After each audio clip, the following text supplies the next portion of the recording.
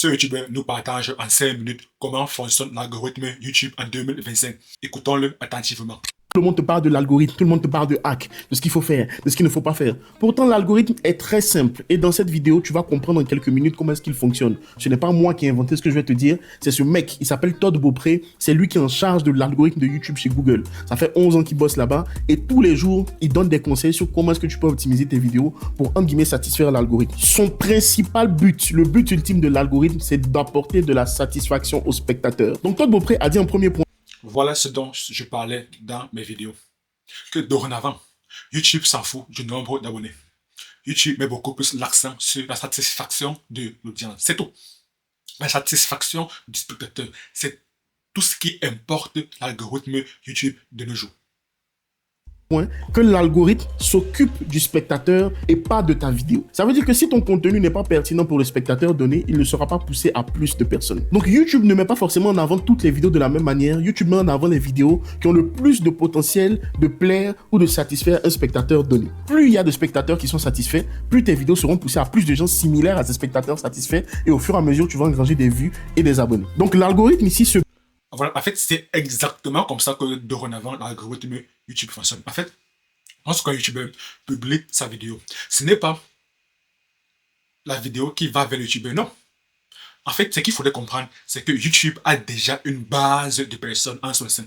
YouTube a déjà une audience présente sur la plateforme. Donc, ce que YouTube fait, c'est qu'elle analyse l'historique de visionnage de chaque personne. C'est clairement personnalisé. C'est d'ailleurs la raison pour laquelle, si vous remarquez bien, il y a un onglet qui s'est ajouté sur la chaîne YouTube, l'onglet For You. En français, c'est pour vous. En fait, c'est parce que YouTube veut personnaliser l'expérience de chaque personne qui se connecte à la plateforme. Et cela passe à travers tout un tas de signaux, tout un tas d'indicateurs, notamment l'historique de visionnage. Donc, quels sont les contenus que la personne a consommés auparavant, afin que YouTube puisse avoir une estimation, afin que YouTube puisse prédire quels sont les types de contenus qui peuvent potentiellement intéresser cette même personne. Donc, lorsqu'un YouTuber publie sa vidéo, ce que YouTube fait, c'est que YouTube se base sur les intérêts de chaque spectateur. Si YouTube se rend compte que telle personne a l'habitude de consommer ton contenu, alors ce que YouTube va faire, YouTube va proposer ton contenu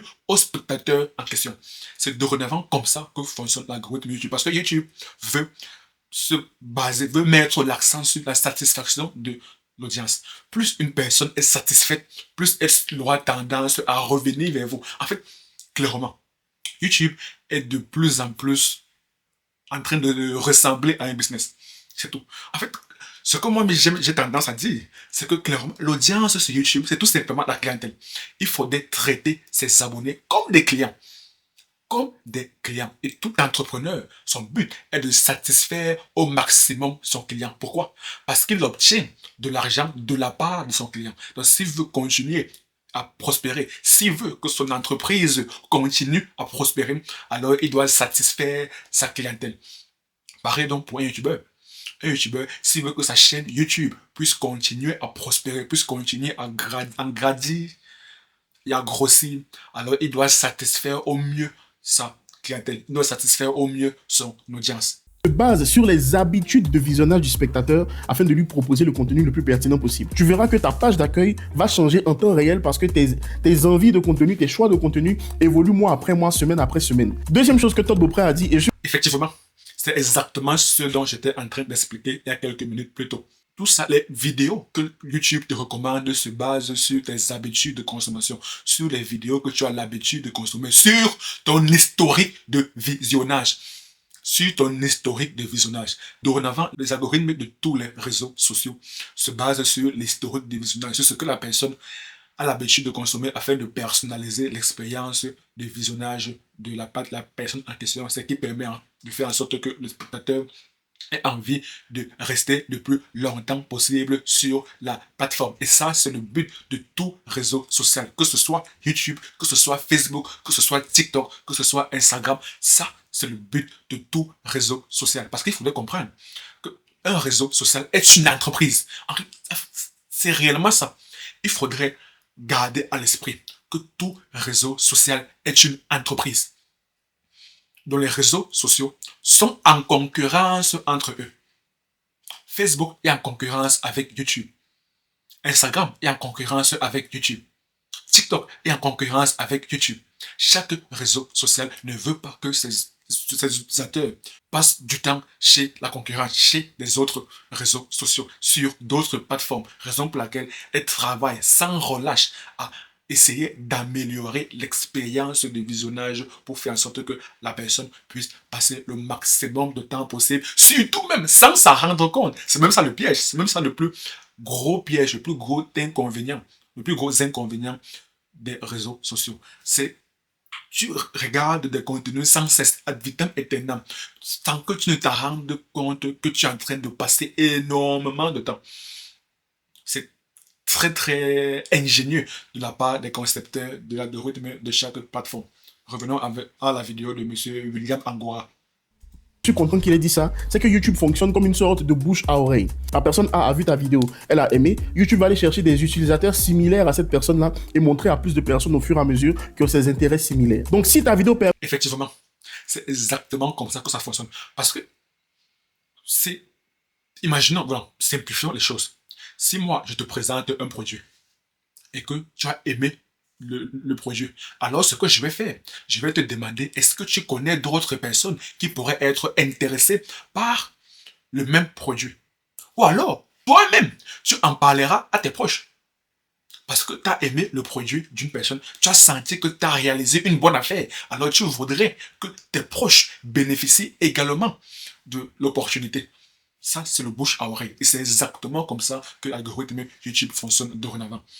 Lorsque le YouTuber publie sa vidéo, s'il y a des personnes qui sont satisfaites par la vidéo en question, alors YouTube va donc chercher des audiences similaires, des lookalikes, des audiences similaires, des personnes qui sont également susceptibles d'aimer la vidéo du YouTuber. Et ainsi, l'audience grossit au fur et à mesure.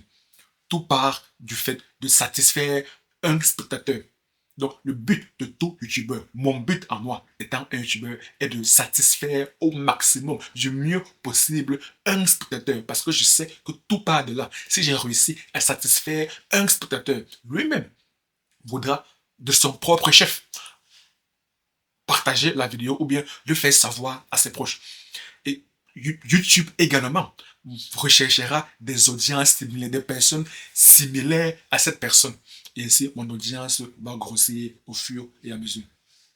Performe bien dans un groupe d'audience, YouTube va aller le montrer à un autre groupe d'audience un peu plus grand au fur et à mesure. Voilà pourquoi une vidéo peut être postée au mois de janvier et exploser au mois d'avril ou de septembre, parce qu'en fonction de l'intérêt qu'il y a pour ce type de vidéo-là, ta vidéo va être poussée à plus de personnes dans cette période-là. Maintenant, parlons des recommandations. Les gens disent généralement qu'il y a des hacks pour être recommandés, tout ça, etc. Todd Beaupré l'a expliqué de manière très claire. Les recommandations ne se basent pas sur une seule métrique. Ce n'est pas parce que tu as un bon CTM, ce n'est pas parce que tu as un bon watch time que tes vidéos seront recommandées. Voici les métriques qui font en sorte que tes vidéos sont recommandées. Donc, on a le taux de clic, on a la durée moyenne de visionnage. Plus les spectateurs regardent longtemps ta vidéo, mieux c'est. On a le taux de satisfaction, les likes, les commentaires, les partages et les enquêtes internes de YouTube. Les enquêtes internes, c'est quoi? Quand tu regardes une vidéo...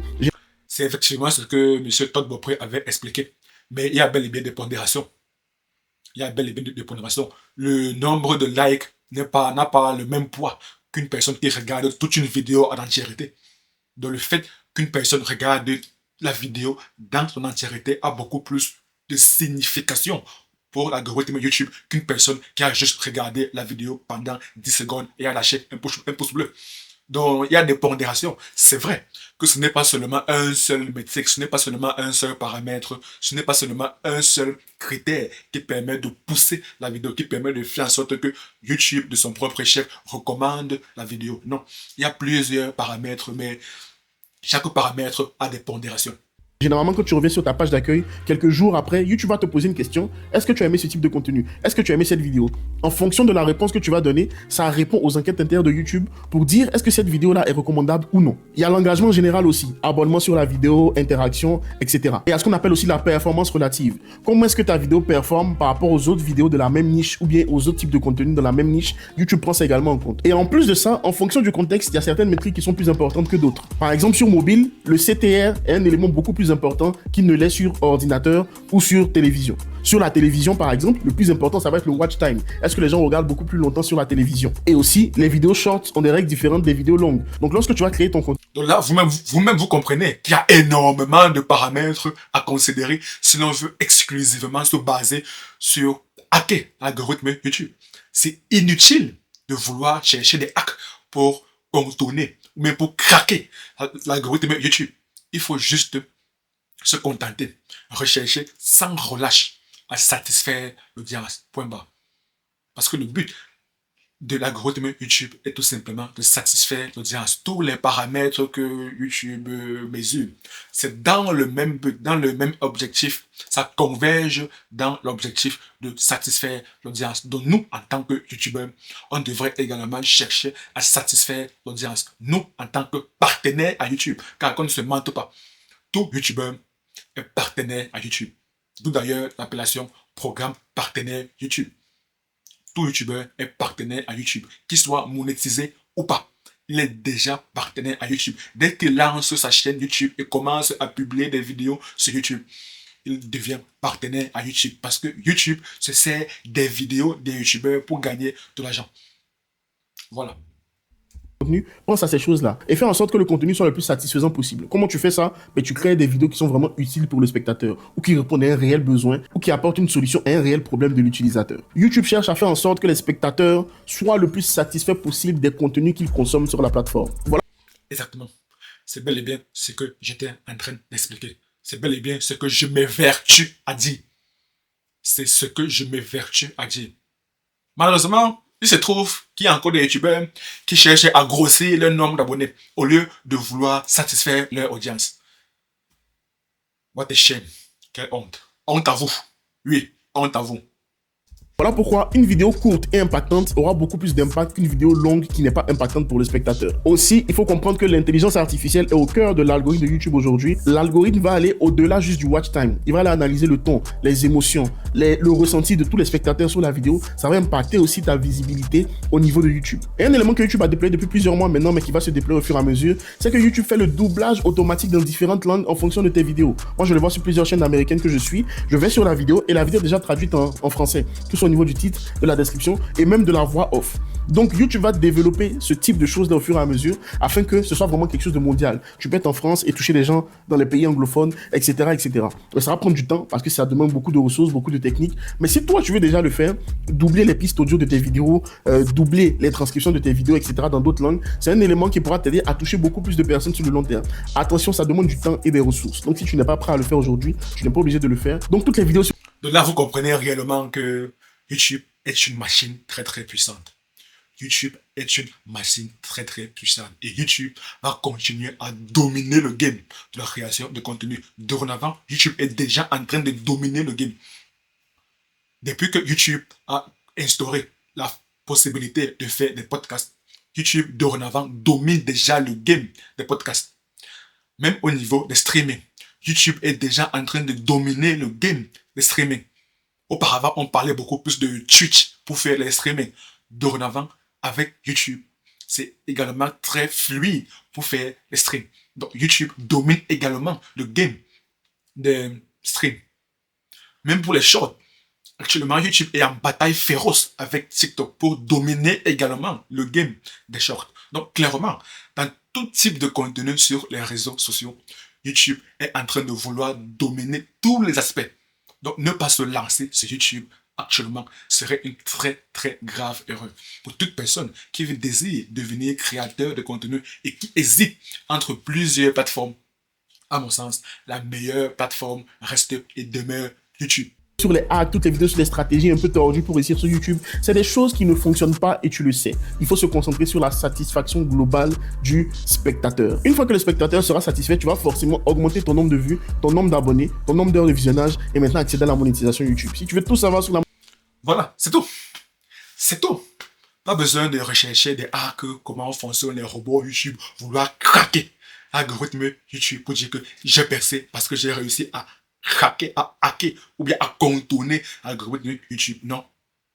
Il faut juste se baser sur la satisfaction de l'audience. C'est tout.